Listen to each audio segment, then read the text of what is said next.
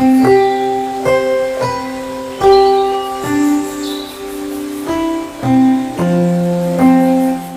जिस बीमारी के बारे में, जिस सांस की समस्या के बारे में हम लोग चर्चा करेंगे वो है ब्रोंकियल एज़मा, जिसे हम लोग आम भाषा में दमा या सांस का मर्ज के नाम से जानते हैं। सांस फूलने से संबंधित जो दो प्रमुख बीमारियां हैं उनमें से दमा एक है, दमा या ब्रोंकियल एज़मा एक है, दूसरी COPD कहलाती है। तो आज हम लोग दमे या ब्रोंकियल एज़मा के बारे में बात करेंगे। ब्रोंकियल एज़मा वातावरण के में रहने वाले छोटे छोटे कणों से होने वाली एलर्जी की वजह से होने वाली तकलीफ़ है।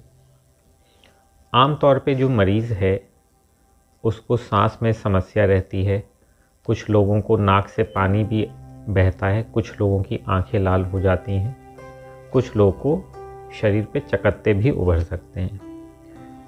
हम लोग को ये समझना है कि इन सब की जड़ एक ही है। ऐसा नहीं है कि ये अलग अलग बीमारियां हैं, ये एक ही बीमारी ब्रोंकियल एज़मा या दमे का ही रूप है, उसी से संबंधित तकलीफ़ें हैं ये।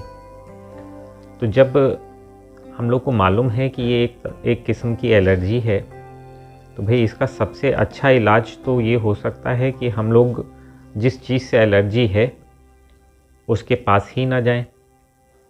लेकिन आम तौर पे वातावरण में इतनी सारे एलर्जन, इतने सारे पॉलेंस मौजूद रहते हैं कि एग्जैक्टली ये पिन पॉइंट कर पाना कि इस व्यक्ति को केवल इस ही चीज़ से एलर्जी है, ये पकड़ पाना बहुत ही मुश्किल होता है। अगर ये पकड़ में आ जाए तब तो आप उसको अवॉइड कर सकते हैं, लेकिन आम तौर पे ये पकड़ में नहीं आ पाता।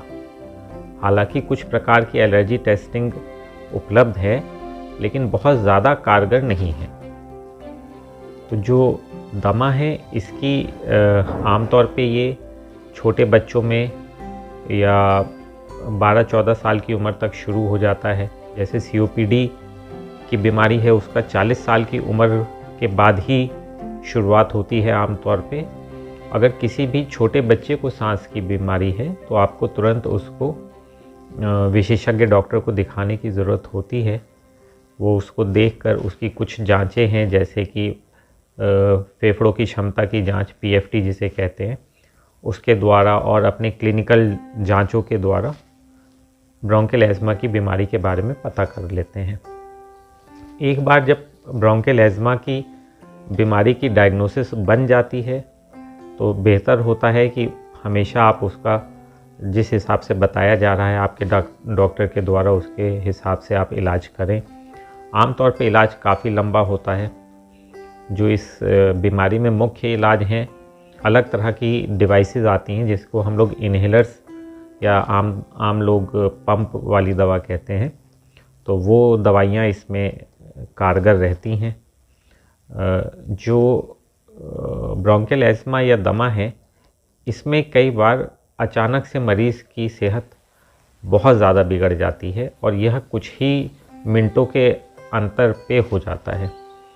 तो हम लोग हमेशा मरीज़ को ये कहते हैं कि जो आपके इन्हेलर हैं आप घर में कम से कम 2-3 जगहों पे रखें और हमेशा आपके पास आपके इन्हेलर फालतू होने चाहिए।